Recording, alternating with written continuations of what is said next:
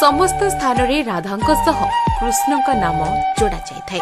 मंदिर एवं समस्त स्थान रे राधा कृष्ण को एकाठी पूजा करा जाए। तेबे राधांक मृत्यु परे ए दुई प्रेमी अलगा होई गले। किंतु आपण जानिछंती कि राधांक मृत्यु पछर रहस्य कौन थिला? राधांक शेष इच्छा, राधा छाड़ी चली जिबा परे किपरि रहिथिला कृष्णଙ୍କ अवस्था? पुराण कहे जेतेबेले कृष्ण को मथुरा को आमंत्रण करा जायतिला सेतेबेले प्रथम थर पई कृष्ण राधांकठू अलगा होइथिले। किंतु विधिर विधान रहिछि किछि भिन्न। एनु पुणी थरे राधा एवं कृष्णଙ୍କର मिलन होइथिला। कृष्ण को देखा करिबा पई तांको द्वारका नगरी रे पहुंची जाइथिले राधारानी। सेठारे कृष्ण राधा को देखि खूब प्रसन्न होइथिले। दुहे सेठारे सांकेतिक भाषा रे अनेक समय कथा होइथिले। पुराण रे वर्णित अछि जे सही समय रे द्वारका रे राधा को केही मध्य चिन्हि नथिले।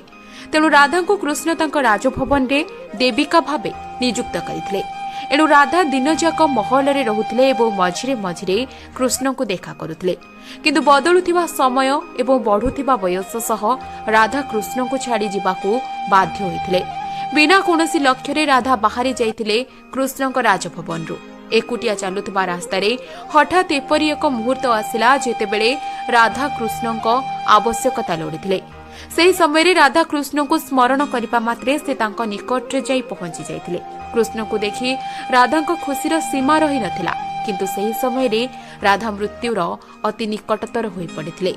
कृष्ण राधा को तांकर शेष इच्छा पचारिथिले किंतु राधा किछि कहिलेनी।